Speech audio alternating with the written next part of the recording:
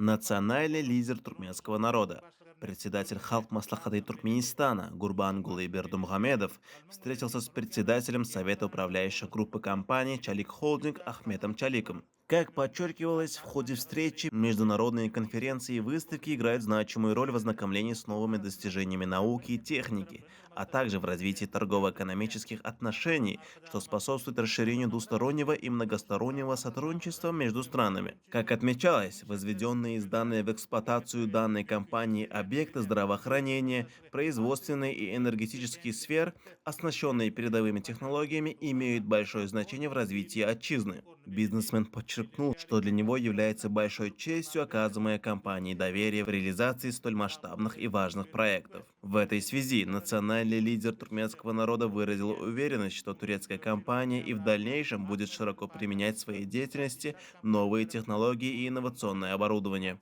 В завершении встречи национальный лидер туркменского народа, председатель Халк Маслахаты Туркменистана Гурбангулы Бердумхамедов и председатель Совета управляющей группы компании «Чалик Холдинг» Ахмед Чалык пожелали друг другу крепкого здоровья, благополучия и больших успехов в работе.